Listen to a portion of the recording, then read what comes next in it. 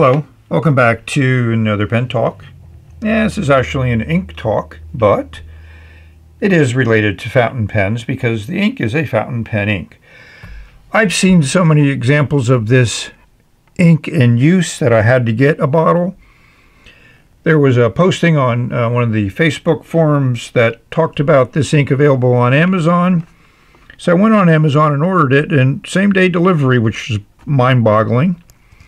It is wintertime here in New Jersey, and it's kind of cold, and the bottle did leak a little bit, but not much, even though it is pretty impressive when it's all over everything.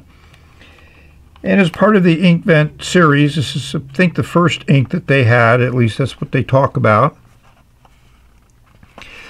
I have no desire to get an ink vent calendar. I have enough inks to keep me busy, and I'm not a fan of having something I got to do every day. First launched in 2019. First ink of its kind. 25 new inks per day. I know a lot of people love the ink vent calendar, but I'm not one of them. I also felt this was a bottle I needed to have. Yes, inky fingers. We'll talk about those a little bit later. And there is some blue glitter in the ink. It looks better here than it does on paper. The sheen, I think, takes over.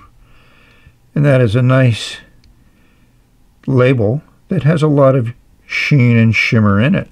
Diamine Jack Frost is really super saturated, henceforth why you get the sheening that you do. But in cleaning up the bottle, I certainly got a lot of ink everywhere. It took a lot of effort to get it clean, and hopefully now I can keep that cap and threads ink free and have it easy to open now and then. But just keep in mind, inky fingers are part of the pen adventure.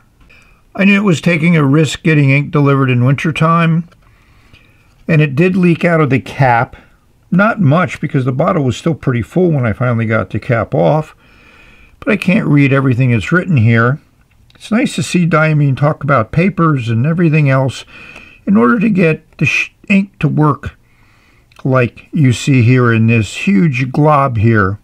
Impressive. Well, it took these two paper towels to clean up the bottle. There was a lot of ink, and like I say, it's super saturated. You know, I used some soapy water, whatever I could. And of course, my fingers are still inky. So here's what it looks like on a paper towel. Yes, it's a pretty intense blue. The sparkle is not much there. Glitter. I put it in this Jinhao 51A. Love that barrel. And I thought it would work well because it has a bobby nib. And I love the way the bobby nib writes. Always consistent. Great flow. Fairly wet. So here's the ink on Tomoe River paper. Here I wrote with my glass nib pen. And here I wrote with the Jinhao 51A. I'm surprised we don't see much. A slight bit of glitter. Very subtle. But not much sheen. Huh.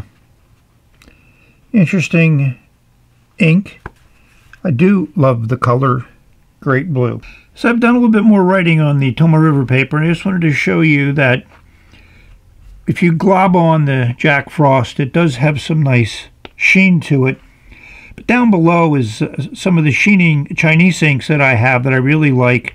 Nice green sheen, and they lay down and show that sheen with just a regular pen, and the Jack Frost just doesn't quite do it like I thought. Needs a lot of ink to show sheen. So here we are on Cosmo Air paper, which definitely is a sheening paper.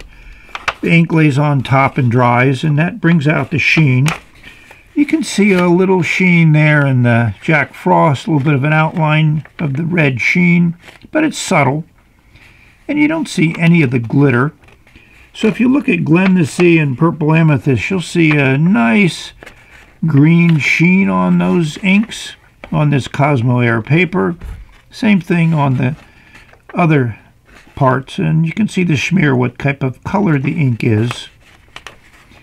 Interesting, Jack Frost is an older ink and just doesn't have that pizzazz that some of the newer sheening inks do. So for a water resistance test, I've written on just some plain 24-pound copy paper. The ink behaves fairly well on this. You see a little bit of show through, but not as much, and very little bleed through, just a few little dense spots. So this is dried for a day. Let's see what water does to it.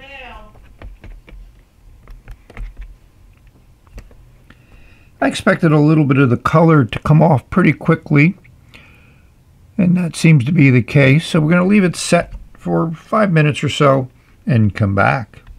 So it's been closer to 10 minutes, and it doesn't look like there's anything left.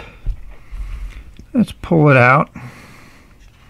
Ah, yes, there is something left, but not very much. I would certainly not call Diamine Jack Frost water resistant.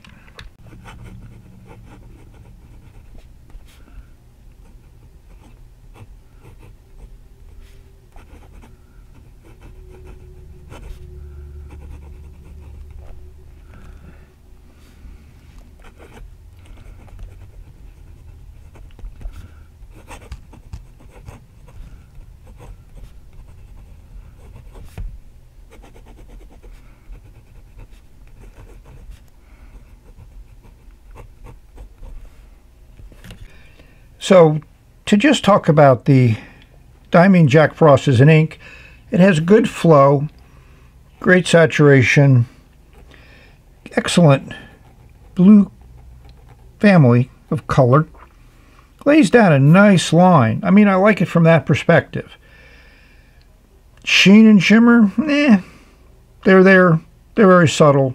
You know, I'm glad I got the ink to try it because it seemed to be very, very popular, but it doesn't impress me as much as I had thought it would. So we reached the end of the ink review. Hopefully you've enjoyed it. I do my own type of ink reviews. They're what I would like. So therefore, I show them to you. I used to be into swatching, but I don't think that it really has anything to do with how the ink works or looks in a fountain pen, so I don't do it anymore. Chromatography also didn't seem to interest people. It created some interesting designs, but how well it let you understand the ink is not something I was able to ever figure out. So with that, I'd like to thank all of you for watching. I hope this video finds everyone safe, healthy, and happy, enjoying your inks, enjoying your pens, putting down some ink, putting thoughts from your mind onto a paper. Always good to do. Share with others. Get some pen pals. So with that, we've reached the end of this video, and we will say bye.